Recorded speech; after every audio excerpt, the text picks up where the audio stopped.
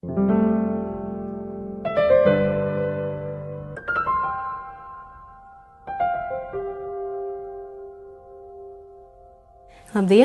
Esam atkal kalendulā, un kā jau iepriekšu reizē jums solīju, šodien parādīšu, kā pagatavot ķermeņa putoto sviestu. Tā pagatavošanai būs nepieciešami 50 grami šīs sviesta, 50 ml vīnogu kauliņu eļļa un 20 pilieni greipfrūtu un 10 pilieni ilang-ilang ēteriskās eļļas. Lai pagatavotu šo putoto ķermeņa sviestu, jums būs jāizkausē šīs sviestas kopā ar eļļu. Es ievietošu šīs sviestu šajā marglāzītē, kuru pēc tam ūdens peldē uzmanīgi kausēs. Šī sviestiņu, un viņam uzreiz klāt pievienojiet vīnogu kauliņu eļļu.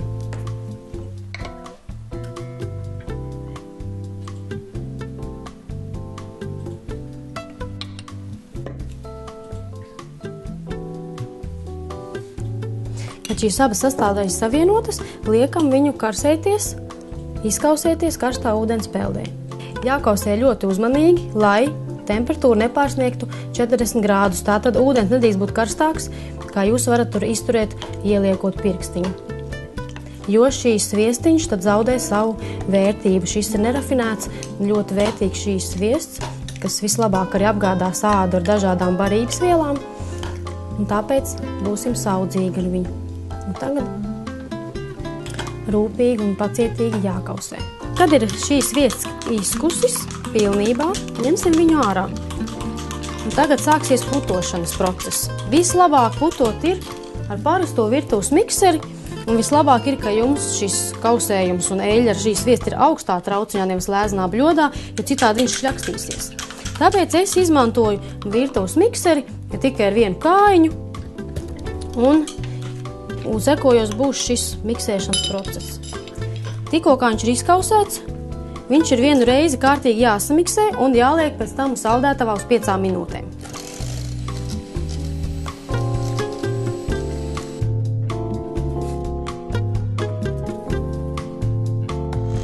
Šīs darbības, putošanu un saldēšanu atkārto 3 līdz 4 reizes.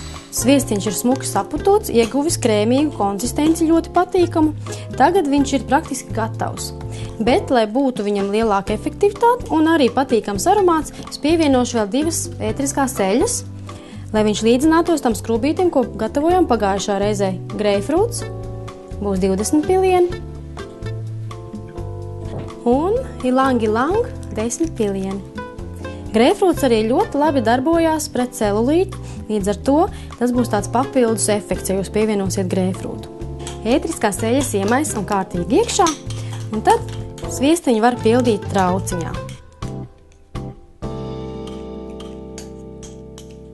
Šo putoto ķermeņa sviestu ļoti labi var izmantot pēc dušas vai vannas. Es ieteiktu izmantot uz mitras ādas. Tas nozīmē pēc dušas vannas nenoslaucīties, bet iemasēt sviestu mitrā ādā, jo tad āda saņems gan mitrumu, ko sviestiņš iekapsulēs, gan arī barošanu.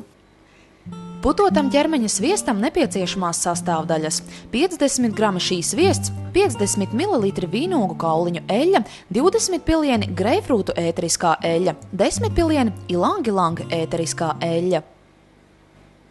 Nākamā reizē es jums parādīšu, kā pagatavot mitrinošu ķermeņa želeju. Visas nepieciešamās sastāvdaļas kosmētikas pagatavošanā jūs varat iegādāties šeit, Cēsīs, pie mums kalendulā, vai arī internetu veikalā www.kalendula.lv.